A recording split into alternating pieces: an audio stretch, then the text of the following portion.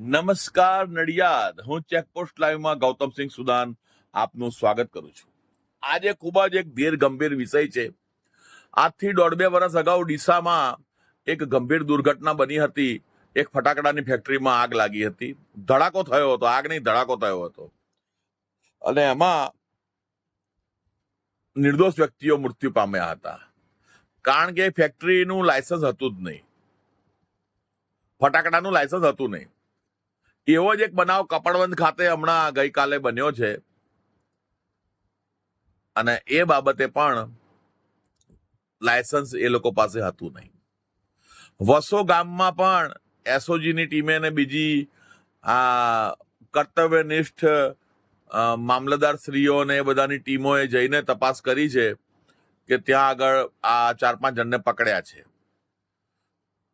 આ બાબતે 1.5-2 વર્ષથી 3 વર્ષથી હું પ્રશાસનને જાણકારી આપું છું કે નડિયાદના રોડો ઉપર, ખેડા જિલ્લાના રોડો ઉપર દિવાળીના સમયે જે ખુલ્લેઆમ ફટાકડા વેચાય છે લારી ઉપર, તો એમનું લાયસન્સ હોય છે? ટ્રાફિક પોલીસ ચોકી અલકા સિનેમાની સામે, મોટી શાક માર્કેટની સામે, ટ્રાફિક પોલીસ ચોકીની બહાર જ 2 લારીઓ, એમની સામે જ જમાદારની હાજરીમાં, પીએસઆઈ ની હાજરીમાં ત્યાં ફટાકડા વેચાય છે. તો એ બાબતે શું પીએસઆઈ, ટ્રાફિક પોલીસના પીએસઆઈ ને એમણે લાયસન્સ આપેલું કે તમે અહીં વેચો? એવું ને એવું આખા ખેડા જિલ્લામાં, કપડવંજ ખાતે, કઠલાલ ખાતે, મૌધા ખાતે, ડાકોર ખાતે બધા જ પોતપોતાના હાથ અદ્ધર કરે. પોલીસ વિભાગમાં જઈને કહીએ તો કે અમારામાં ના આવે, એ મામલતદાર કચેરીમાં આવે. ત્યાં જઈને કહીએ તો કે ના અમારામાં ના આવે, પ્રાંત સાહેબમાં આવે. પ્રાંત કચેરીમાં જઈને કહીએ તો કે અમે તો કાગળિયા જોઈને બરોબર તપાસીને સહી કરીને લાયસન્સ આપેલા છે. એટલે બધા એકબીજાની ઉપર ઢાક પીછોડો કરી અને આ રીતે જયારે આ કપડાનો મોટો બનાવ બન્યો, તેનો જવાબદાર કોણ? અમોએ જેબી દેસાઈ, એડીએમ શ્રી ખેડા જિલ્લા, તેમને અનુસંધાનમાં એક આરટીઆઈ કરેલી.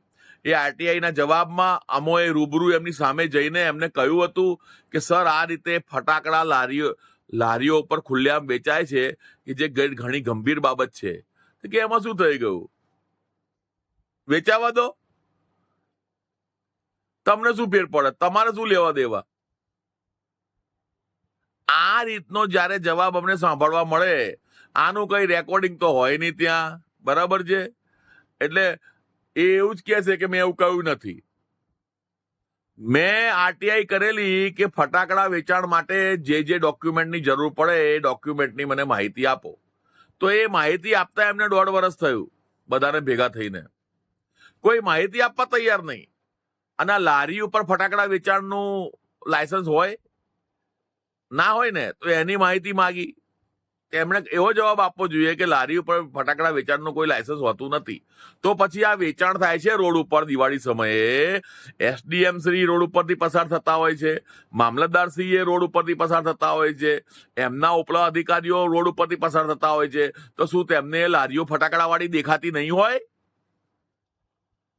અને પછી જ્યારે આવી દુર્ઘટના બને છે, કપડવંજ જેવી, ડીસા જેવી, ત્યારે અફસોસ કરવા માટે આવી જાય છે કે ઓહો, ઘણું ખરાબ થયું, આમ છે તેમ છે.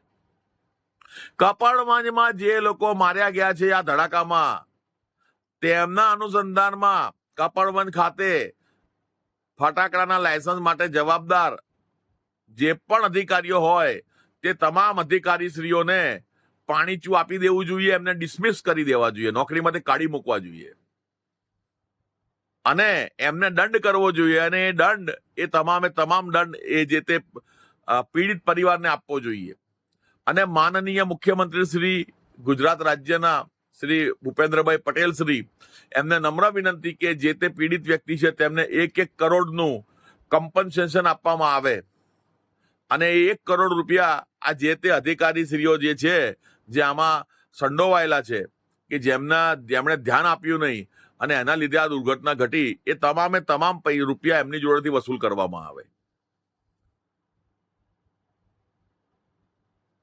આ તમામ બાબત અધિક જિલ્લા મેજિસ્ટ્રેટ શ્રી આરએસી સર, જેબી દેસાઈ સરને અમોએ 1.5 વર્ષ અગાઉ જણાવેલી છે, પરંતુ અમારી બાબતને મજાકમાં ગણી અને અમારી બાબતને ધ્યાનમાં ન લઈ. એ વખતે મેં કહ્યું પણ હતું, મારો વિડીયો સોશિયલ મીડિયામાં હજી પણ હશે, હજી પણ છે.